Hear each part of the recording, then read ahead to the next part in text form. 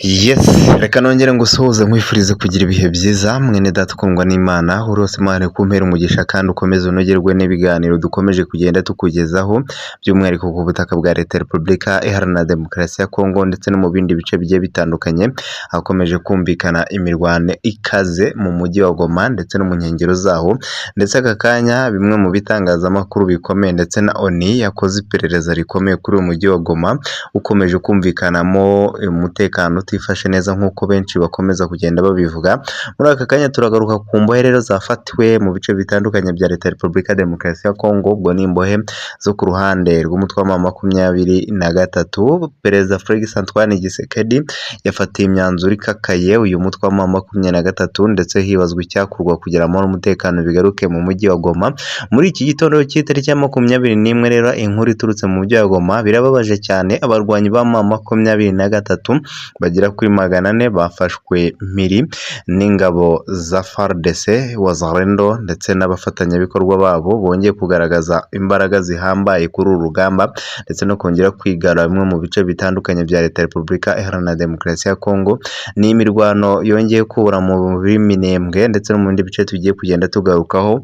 Icyo ngusaba nyaboneka rwose nongere ngutakambere like yawe ni ingenzi kugira ngo twereke ko turi kumwe. Mu minsi ishize rwose mwatwerekaga urukundo, like mukaziduha ku bwinshi. Like rwose no gupyondaho bitagoranye ukatwereka urukundo natwe tukabana nawe umunsi ku wundi ndetse ukaba uwa mbere kuri update tugiye tutangaza ndetse wibutse gukanda share mu nshuti zawe ndetse no mu group. Biradufasha cyane, bituma natwe tubona ko mudukunda kandi natwe tubakunda ndetse mugakora icyo twita sabone ukibuka n'akazogera ka mbere ubundi tukabana gatanu ku kandi tukaba inshuti tukagenda tubana muri update zigiye zitandukanye ku bikomeza kugarukwa ho cyane mu burasirazuba bwa Kongo ndetse n'ibikomeje kugenda bivugwa. Muri aka kanya rero ku butaka bwa Leta ya Repubulika Demokarasi ya Kongo n'ubundi harumvikana imirwano ikomeye. Turi kwigenekerezo nk'uko nabivuze ry'itariki ya 21 z'ukwezi kwa gatatu 2026. Urumva ko turi kugenda dusatira gusoza uyu mwaka. Ni nyuma y'uko rero muri burasirazuba bwa Repubulika Demokarasi ya Kongo muri Katanga ndetse benshi bongeye kugaragaza ko ibintu bigiye guhindura isura ndetse ngo kubohora Kongo kuri Wazalendo niyo target bafite kandi bari kugenda babikora neza nk'uko amakuru atugeraho abitangaza. Ni nyuma y'uko imirimo yo gufata umujyi wa Goma ari kugenda neza nk'uko benshi babivuga. FARDC yerekanye abarwanyi ba M23 bafashwe. Ni amakuru atandukanye ndetse amakuru yashimishije benshi bavuga ko FARDC yongeye kugaragaza imbaraga zihambaye ku rugamba ndetse no kwerekana ubudasa. Igisirikare cya Kongo FARDC cyatangarije abantu kivuga ko hari abarwanyi ba M23 bafatiwe ku mirongo y'urugamba. Ubutumwa bwatanzwe na Minisitiri w'Ububanyi n'Amahanga n'Ubutwererane wa Repubulika Demokarasi ya Kongo Charles Kayikwamba ndetse uyu yatanze ubutumwa agira ati twamaze gufata abasirikare tubafatiye mu mujyi wa Goma ndetse no mu bindi bice birimo imirwano. Muri aka kanya nk'uko FARDC yabyemeje gufata buri kimwe cyose, aka kanya rero baje kubafata n'abarwanyi bagera kuri 400 bafashwe.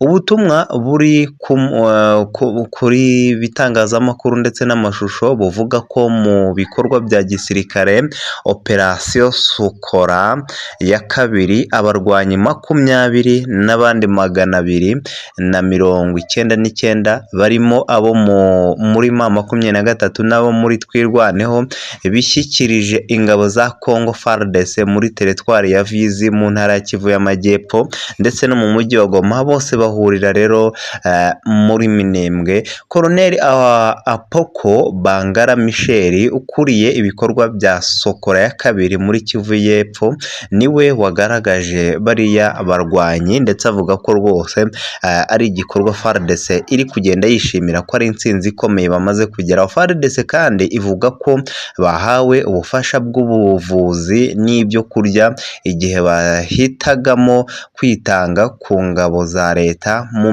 Kenge ni kimwe mu bimenyetso bigaragaza ko M23 iri gutsindwa ndetse FARDC babyutse babyina intsinzi. Aba barwanyi ngo bari muri santere ya Minembwe, bakaba rero bari bafite intwaro zirimo imbunda yo mu bwoko bwa AK-47 Militaris Pikeme n'izitwa Lance Lopente ya RGP ya 7. FARDC kandi ivuga ko ngo abo barwanyi bavuze ko bavuye mu nyeshyamba kubera gufatwa nabi n'ubuzima bugoye cyane, kuko nta buzima babona bwiza mu nyeshyamba, kuko baba bategeka n'ibyo batabona cyangwa se n'imbaraga badafite bakazibashakamo. Colonel Apoko Bangara Michel yabwiye bariya barwanyi ko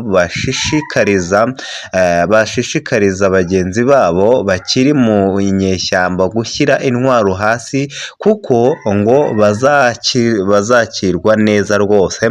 Ku mugaragaro rero bisa naho M23 yashyize intwaro hasi ikemera guhunga, ndetse bamwe mu basirikare rwose nabo batangaza ko bigiye kuba icyo twakwita amasezerano y'ubufatanye no gushaka amahoro. Abasirikare bijeje ingabo za FARDC kubafasha no kuba bakomeza gufatanya mu rugamba. Gusa benshi baravuga bati se ntabwo yaba ari agatego baba bakoze izi ngabo za FARDC kugira ngo bazereke agatego, ndetse bazereke ko bari kumwe nabo kandi wenda ari za maneko. Patrick Muyaya yabisobanura aravuga ati ntabwo ari ba maneko, kuko turamanza tukabanyuza mu kigo kigenda kibacunga ndetse kinareba ufite ibitekerezo bitari byo bakamushyiramo ibindi. Ati abanyamurenge niba abavandimwe bacu si abanzi bacu, abanzi bacu ni abafite intwaro bafatanya n'inyeshyamba, abo nibo banzi bacu. Kuri ibi bivugwa ntacyo M23 cyangwa twirwaneho baragaragaza cyangwa se baragira icyo babivugaho babyemeza cyangwa se babihakana. Intambara mu burasirazuba bwa Kongo by'umwihariko iya M23 n'ingabo za Kongo imaze hafi imyaka 5 nta na rimwe impande zombi zirahererekanya imfungwa z'intambara ku mugaragaro. Binagoye kumenya umubare buri ruhande rwafashe, kuko biba mu buryo bw'urwihisho. Cyakora M23 nyuma yo gufata umujyi wa Goma na Bukavu, hari abari mu ngabo za Kongo bahawe Crossier Roge babasha gusubira Kinshasa. Rumva ni inzira isa no ibasubiza Kinshasa. Mu gihe gishize M23 yavuze ko yasubije Kongo abasirikare nabo mu miryango yabo bagera kuri 5,000 bari baraheze mu mujyi wa Goma. Ibyo Kongo ntacyo yigeze bivugaho, ndetse ivuga ko mu buryo bwa bamwe mu bo twagiye dukurikirana bavugaga ko ibyo ngibyo rwose ari ibisa no kuba bashaka guharabika, ndetse berekana ko ingabo za leta ntacyo zo zikora kugira ngo umutekano agaruka. Ariko ibyo ngibyo leta nayo yabihakanye ivuye inyuma. Ni nyuma y'uko rero intumwa za UNICEF zigaragaye mu biganiro bya FC, ndetse bagaragaza ko nabo biteguye gukomeza gufatanya mu rugamba rwo kugaragaza ko biteguye guhangana. Ni nyuma y'uko abanyamurenge n'ubundi bakomeje kuvuga ko ibitero by'ingabo z'u Burundi bikomeje kubagiraho ingaruka. Hari ibyo u Rwanda na DRC Congo byemereye Amerika ko bigiye gukora. Ese koko ibyo bizagerwaho cyangwa no gushaka kubeshya isi n'amahanga? Benshi bati ibyo ngibyo bisa n'inzozi, ndetse rwose kuba ibyo byaremejwe, kuba isi n'amahanga baragiye bagaragaza ibyagiye bigerwaho cyane cyane mu nama zitandukanye zikomeje kubera ku butaka bwa Congo. Benshi nabo bemeza ko ibyo nabyo utabyizera 100%, kuko u Rwanda na Repubulika ya Demokarasi ya Congo si ubwa mbere bihuriye mu nama, ariko ugasanga nta kintu na kimwe kigezweho. Nyemerera dutangirane n'iyi nkuru isa n'itangaje rwose y'ibiganiro byabereye muri Washington DC, aho benshi bavuga bati ibi nta kintu na kimwe byigeze bitanga mbere y'uko tugaruka ku itabwa muri yombi kuri umwe mu basirikare bakomeye cyane ku ruhande rwa M23 ndetse n'imirwano n'ibitero bikomeje kugaragara hafi y'umujyi wa Uvira ndetse n'imbohe zikomeje gufatwa. Minisitiri w'ububanyi n'amahanga ya Leta Zunze Ubumwe za Amerika yatangaje ko u Rwanda na Repubulika ya Demokarasi ya Kongo byemeranyijwe kwihutisha amasezerano ya Washington DC harimo kubaha ubusugire bwa buri gihugu ndetse n'uruhande rwa DRC mu kurandura FDL no kurinda abasivile. Ibi rero Leta ya Kongo ivuga ko nta FDL ribaho, ahubwo ibyo ngibyo rwose byakabaye ingabo z'u Rwanda ziva ku butaka bwa Kongo ndetse no gukuraho ingabo z'umutwe wa M23.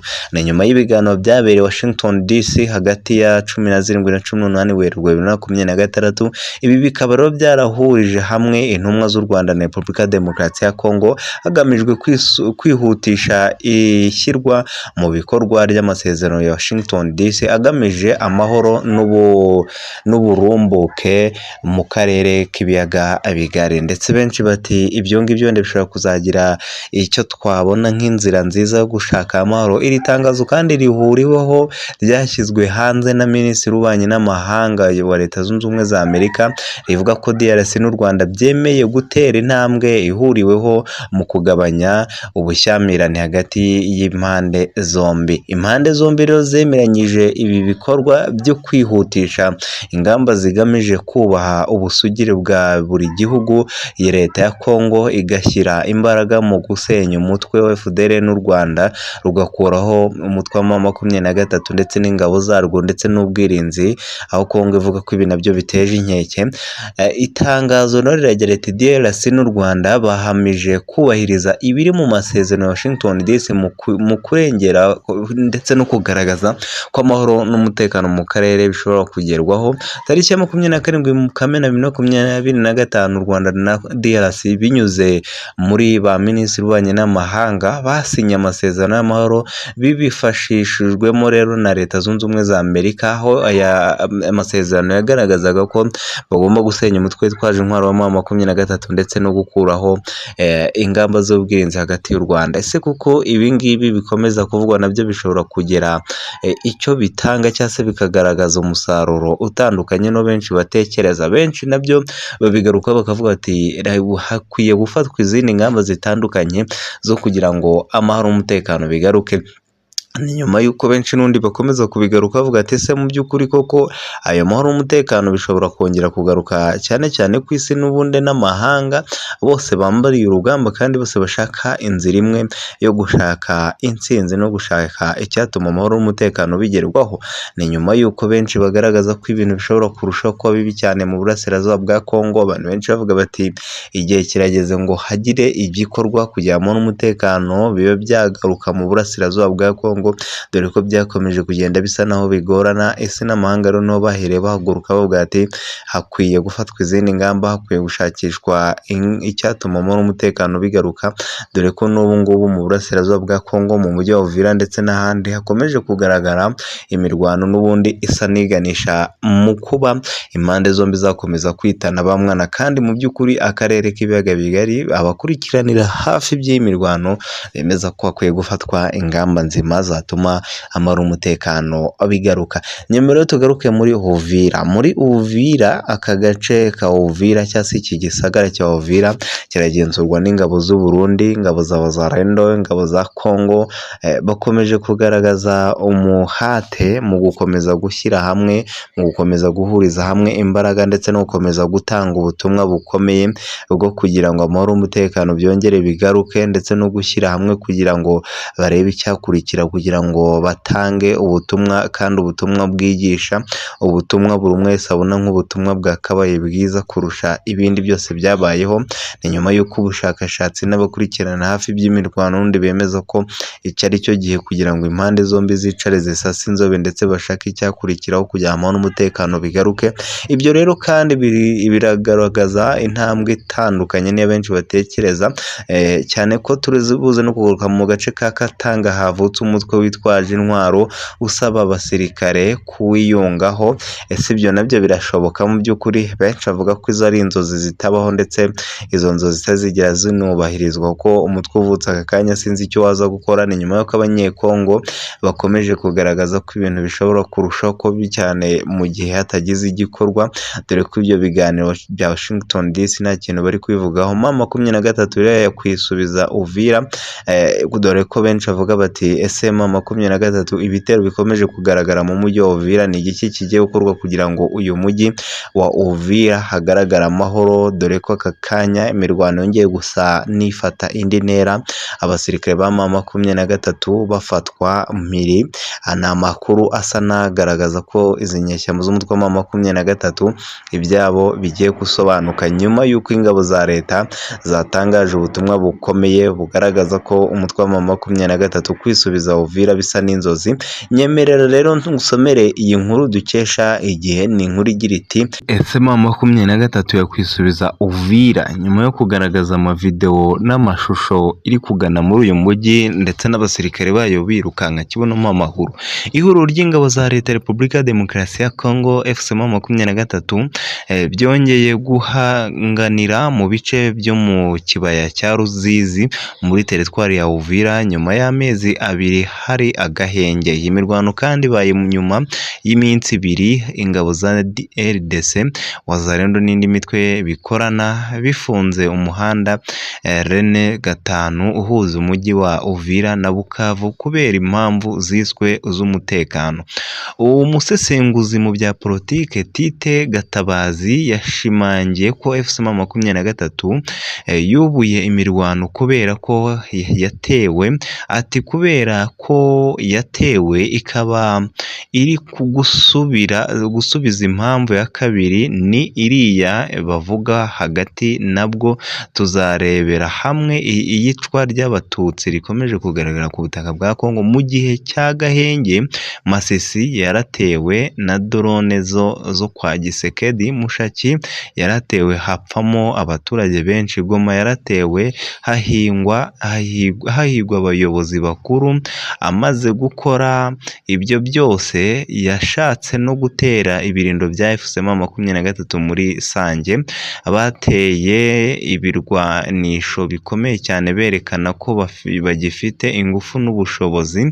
Yasobanuye ko FCM M23 ishobora kongera gufata umujyi wa Goma nako umujyi wa Uvira kuko abaturage bakomeje gutakamba na cyane ko nyuma yo kuva muri uwo mujyi umutekano utifashe neza.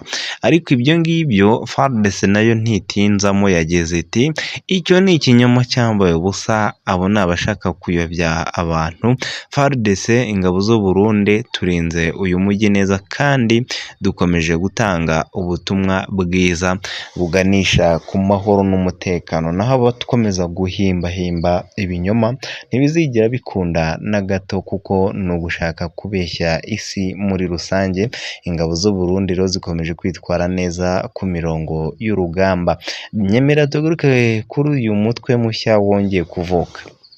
Mu gice cyahoze ari intara ya Katanga havutse umutwe witwaje intwaro wa Medikisi cyangwa se ingabo zo guharanira Liberation du Congo, usaba abasirikare ba Repubulika Demokarasi ya Congo bakandamijwe kuwiyungaho kugira ngo ukureho ubutegetsi. Ese ibi bintu byo noneho ni ibintu ki? Abaturage bo muri Kongo babyamaganye bivuye inyuma. Mu butumwa bw'amashusho uyu mutwe watangaje ko kuva perezida wa DRC cyangwa se RDC Gisekedi Felix yajya ku butegetsi muri 2019 iki gihugu cyagize uruhare mu kuba bikomeza kugaragara ko intambara ngo itazigera irangira. Ibyo rero nabyo bakagenda babyuririraho bavuga ko ngo uyu mutwe uze kuzana impinduka, ariko izo mpinduka zo benshi bavuga ko bidashoboka kandi ari n'inzozi. Uyu mutwe uri kugenda ukomeza kugaragaza inzozi zidashoboka na gato.